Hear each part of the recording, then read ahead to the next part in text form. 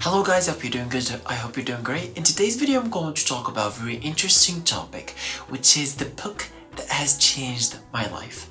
So the reason behind me choosing this specific book among all of the books that I have read is that one, it's arguably the first book that I have read, and two, that it had a long-lasting effect on me.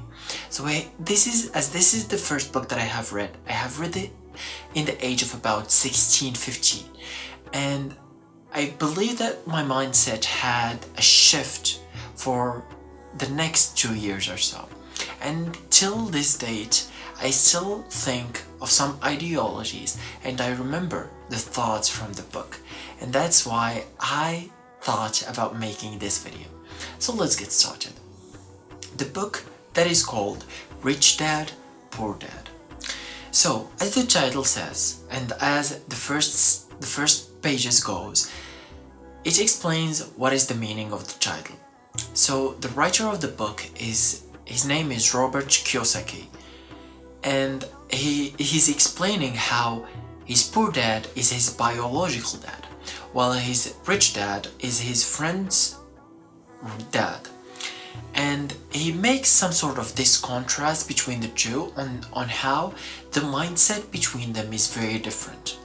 And of course, he goes on in depth with this on how this rich dad, which is his friend's father, he talks about how he has a mindset of money, how he has the mindset of growth, while his poor dad has another mindset.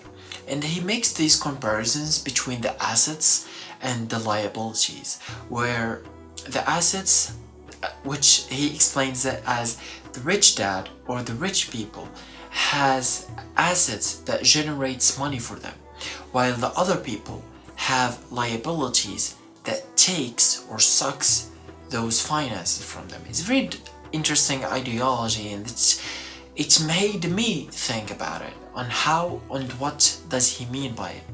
So moving on, and what's very interesting is the later pages. So he starts by telling his story on how he has started the business when he was young, which is related to toothpaste, but however he had failed.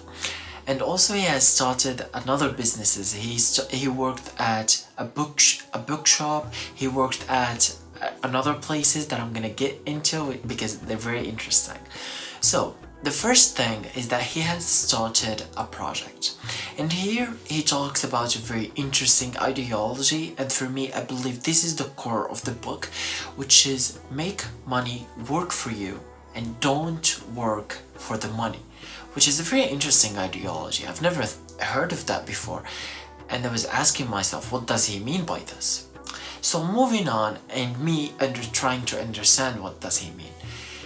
He had started a project where he was renting comic books.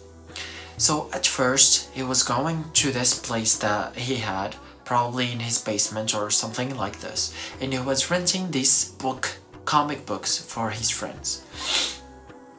Fast forwards, he found that a way that he can have people work for him and do that work that he does.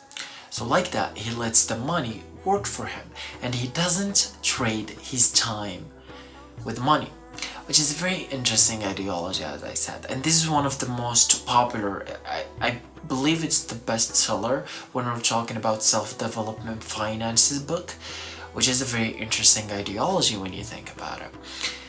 Another interesting idea, which is very interesting because it had very variety of stories, which is work to learn, not just to earn.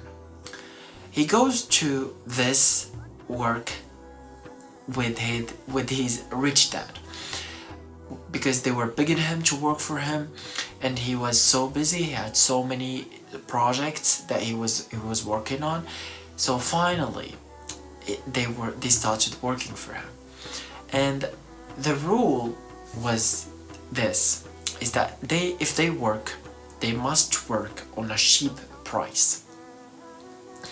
And Robert Kiyosaki goes on explaining what does he mean by this, on how he was frustrated He was frustrated because the usual workers get way more than what was he getting.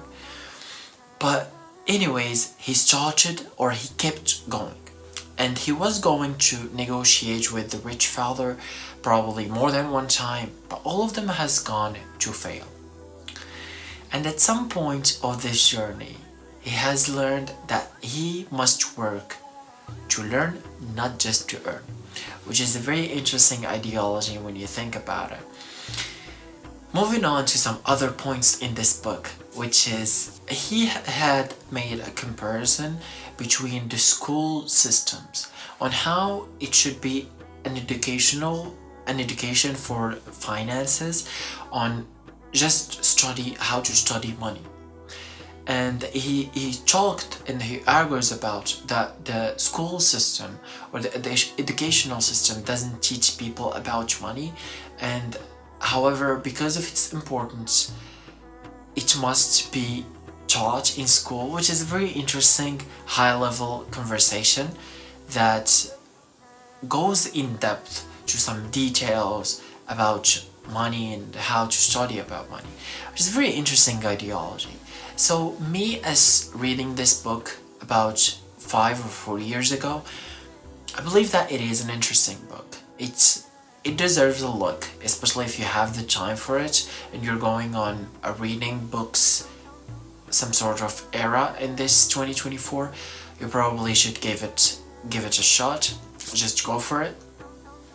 However, if you probably are not interested in finances, probably there's other books. I've already made a video about with the title of I have read 10 books, so you don't have to.